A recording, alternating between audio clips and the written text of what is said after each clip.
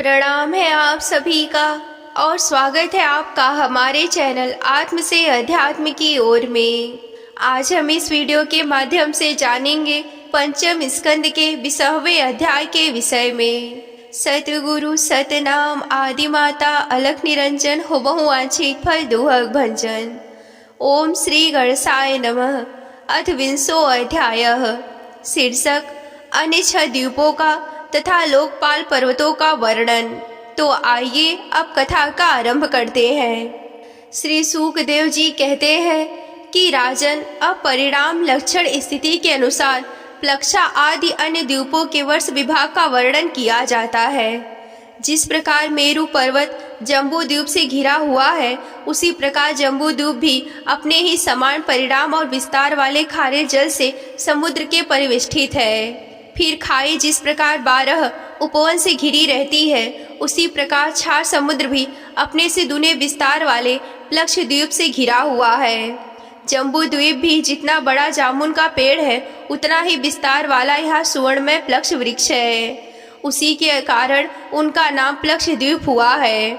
यहाँ 7 जिह्वा वाले अग्निदेव विराजते हैं। इस द्वीप के अधिपति प्रियव्रत पुत्र महाराज इदमजीव थे। इन्होंने इसको 7 वर्षों में विभक्त किया और उन्हें उन वर्षों के समान ही नाम वाले अपने पुत्रों को सौंप दिया तथा स्वयं आध्यात्म योग का आश्रय लेकर उपरत हो गए।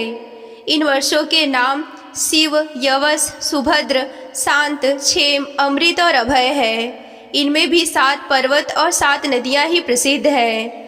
वहाँ मणिकूट, वज्रकूट, इंद्रसेन, ज्योतिष्मान, सुपर्ण, हिरण्यष्टि और मेघमाल ये 7 मर्यादा पर्वत हैं तथा अरुणा, निष्णा, आंगीरसी, सावित्री, सुप्रभाता, श्रितरंभा और सत्यरंभा ये 7 महानदियाँ हैं। वहाँ हंस, पतंग, ऊर्ध्वयान और सत्यांग नाम के 4 प्रकार के वर्ण हैं। उक्त नदियों के जल में स्नान करने से इनकी रजोगुण तमोगुण क्षीण होते रहते हैं। इनकी आयु 1000 वर्ष की होती है। इनके शरीरों में देवताओं की भांति थकावट, पसीना आदि नहीं होता और संतानोत्पत्ति की भी उन्हीं के समान होती है। ये त्रयी विद्या के द्वारा तीनों वेदों में वर्णन किए हुए स्वर्ग के द्वारभूत आत्मा स्वरूप भगवान सूर्य की उपासना करते हैं। वे कहते हैं कि जो सत्य और श्रित है, वेद और शुभाशुभ फल के अधिष्ठाता है, उन पुराण पुरुष विष्णु स्वरूप भगवान सूर्य की ही शरण में हम जाते हैं। प्लक्ष आदि 5 द्वीपों में सभी मनुष्यों को जन्म से ही आयु, इंद्रिया, मनोबल, इंद्रिय बल, शारीरिक बल, बुद्धि और पराक्रम समाप रूप से सिद्ध होते रहते हैं। प्लक्ष द्वीप अपने ही समान विस्तार वाले इक्षुरस के समुद्र से घिरा हुआ है। उसके आगे उससे दुगने परिणाम वाला शाल्मवी द्वीप है, जो उतने ही विस्तार वाले मदिरा के सागर से घिरा है। प्लक्ष द्वीप के पाकर के पेड़ के बराबर उसमें सेमर का वृक्ष है। कहते हैं कि यही वृक्ष अपने वेदमय पंखों से भगवान की स्तुति करने वाले पक्षीराज भगवान गरुड़ का निवास स्थान है तथा इसी द्वीप के नामकरण का हेतु है। इस द्वीप के अधिपति प्रियव्रत पुत्र महाराज यज्ञवाहु थे। उन्होंने इसके सुरोचन, सौम्यनस्य, रमणक, देववर्ष, पारिभद्र, अप्यायन और अविज्ञात नाम से 7 विभाग किए और इन्हें इन्हीं नाम वाले अपने पुत्रों को सौंप दिया। इनमें भी 7 वर्ष पर्वत और 7 ही नदियाँ प्रसिद्ध हैं। पर्वतों के नाम हैं स्वरस, सतश्रृंग, वामदेव, कुंद, मुकुंद, पुष्पवर्ष और सहस्त्र श्रुति है तथा नदियाँ अनुमति, सीनीवाली, सरस्वती, कुहू, रजनी, नंदा और राका हैं। इन वर्षों में रहने वाले श्रुतधर, वीर्यधर, वसुंधर, ईशधर नाम के 4 वर्ण वेदमय आत्मस्वरूप भगवान चंद्रमा की वेद मंत्रों से उपासना करते हैं, जो कृष्ण पक्ष और शुक्ल पक्ष में अपनी किरणों से विभाग करके देवता, पितर और संपूर्ण प्राणियों को अन्न देते हैं। वे चंद्रदेव हमारे राजा हों। इसी प्रकार मदिरा के समुद्र में आगे उससे दुने परिणाम वाला कुश द्वीप है। पूर्वोक्त द्वीपों के समान यह अपने ही समान विस्तार वाले घृत के समुद्र से घिरा हुआ है। इसमें भगवान का रचा हुआ एक कुशों का झाड़ है। उसी से इस द्वीप का नाम निश्चय हुआ है। वह दूसरे अग्निदेव के समान अपनी कोमल शिखाओं की कांति से समस्त दिशाओं को प्रकाशित करता रहता है। राजन, इस द्वीप के अधिपति प्रियव्रत महाराज हिरण्यरेता थे।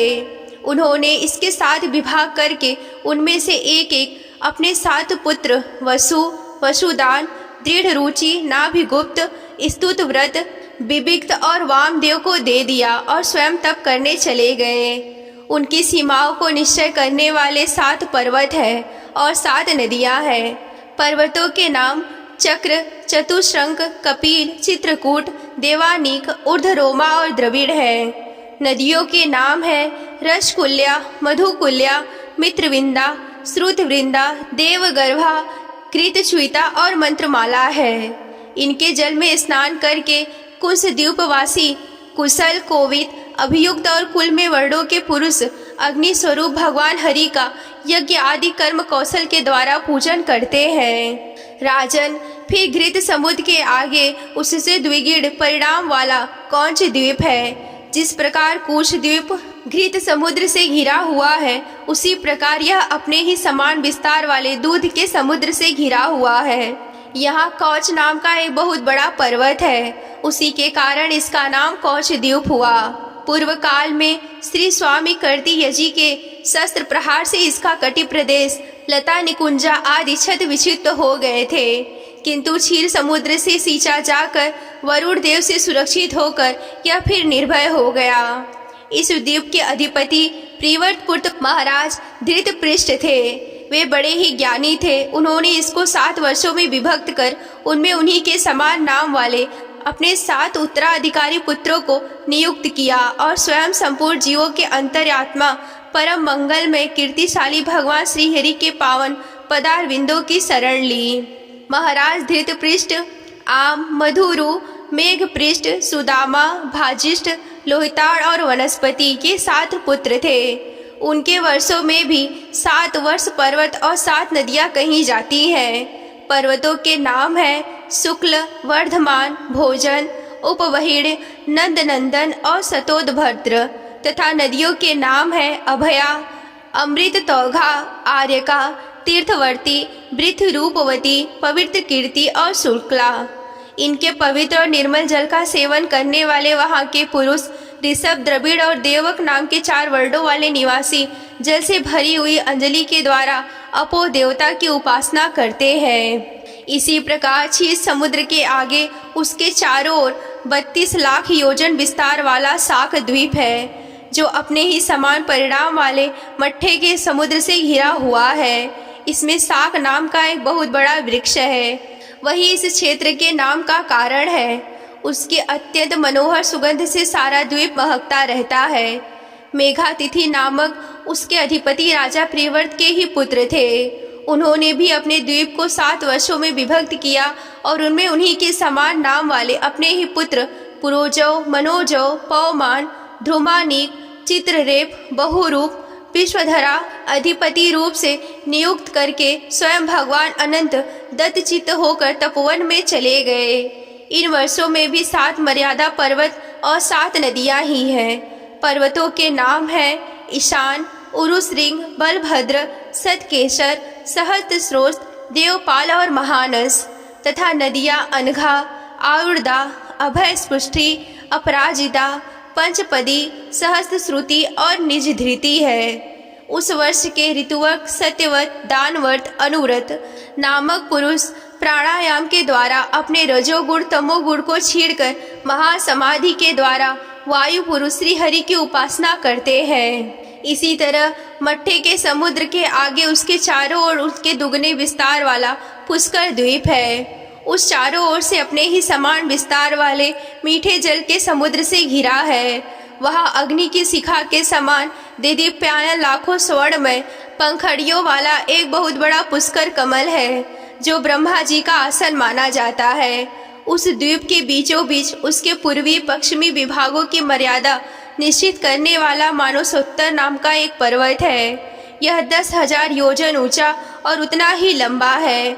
इसके ऊपर चारों दिशाओं में इंद्रपालों की पुरियां हैं। इन पर मेरु पर्वत के चारों ओर घूमने वाला सूर्य के रथ का 700 रूप पहिया देवताओं के ही दिन और रात अर्थात उत्तरायण और दक्षिणायन के क्रम से सर्वदा घूमा करता है। उस द्वीप का अधिपति प्रियव्रत पुत्र वृतिहोत्र अपने ही पुत्र रमणक और धातकी को दोनों वर्षों का अधिपति बनाकर स्वयं अपने बड़े भाइयों के समान भगवत सेवा में तत्पर रहने लगा। वहाँ के निवासी ब्रह्मा स्वरूप भगवान हरि की ब्रह्माशालों के आदि की प्राप्ति कराने वाले कर्मों से आराधना करते हुए इस प्रकार इनकी स्तुति करते हैं। श्री सुखदेव जी कहते हैं कि राजन, इसके आगे लोकालोक नाम का पर्वत है। यह पृथ्वी के सब ओर सूर्य के आदि द्वारा प्रकाशित और अप्रकाशित प्रदेशों के बीच उनका विभाग करने के लिए स्थित है। मेरु से लेकर मानसोत्तर पर्वत तक जितना अंतर है उतनी ही भूमि शुद्धोदक समुद्र की ओर है। उसके आगे सुवर्णमयी भूमि है जो दर्पण के समान स्वच्छ है। इसमें गिरी हुई कोई भी वस्तु नहीं मिलती, इसीलिए वहाँ के देवताओं के अतिरिक्त कोई प्राणी नहीं रहता। लोकालोक पर्वत सूर्य आदि के प्रकाशित और अप्रकाशित भूभागों के बीच में है, इसी से इसका नाम यही पड़ा। इसे परमात्मा त्रिलोकी के बाहर उसके चारों ओर सीमाओं के रूप में स्थापित किया है। यह इतना ऊंचा और लंबा है कि इसके एक ओर से तीनों लोक को प्रकाशित करने वाले सूर्य से लेकर ध्रुव पर्यंत समस्त ज्योतिर्मंडल की किरणें दूसरी ओर नहीं जा सकती। विद्वानों ने प्रमाण, लक्षण, स्थिति के अनुसार संपूर्ण लोकों को इतना ही विस्तार बतलाया है।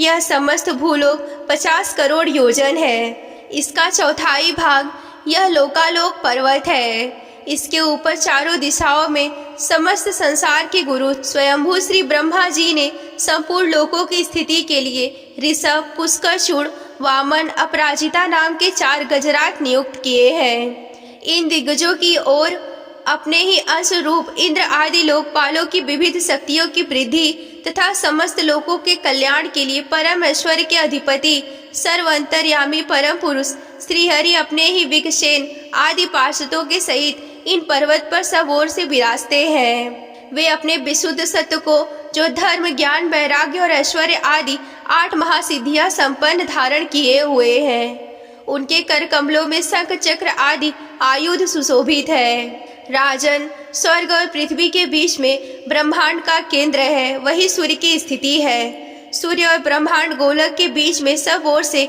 25 करोड़ योजन का अंतर है। सूर्य इस मृत अर्थात मरे हुए अखंड वैराज स्वरूप में विराजते हैं। इसी से इनका नाम मार्तंड हुआ है। ये हिरण्यमय ब्रह्मांड से प्रकट हुए हैं, इसीलिए इन्हें हिरण्यगर्भ भी कहते हैं। सूर्य के द्वारा ही दिशा, आकाश, अंतरिक्ष लोक, भूलोक, स्वर्ग और मोक्ष के प्रदेश, नरक और रसातल अन्य समस्त भागों का विभाग हुआ है। सूर्य ही देवता, तिर्यक, मनुष्य, सरीसृप और लता वृक्ष आदि समस्त जीव समूहों के आत्मा और नेत्र इंद्रियों के अधिष्ठाता है। यहीं पर श्रीमद् भागवत महापुराण के 5वें स्कंद का 20वां अध्याय समाप्त होता है। अगर आप श्रीमद् भागवत महापुराण की कथा में रुचि रखते हैं और विस्तार पूर्वक वर्णन यूं ही सुनना चाहते हैं तो हमारे चैनल को सब्सक्राइब कर लें। ये अध्याय आप सभी को कैसा लगा हमें कमेंट करके बताएं। आज के वीडियो में बस इतना ही। मिलते हैं अगले वीडियो में। तब तक के लिए आप सभी को जय आदि शक्ति भोलेनाथ जी। हर हर महादेव।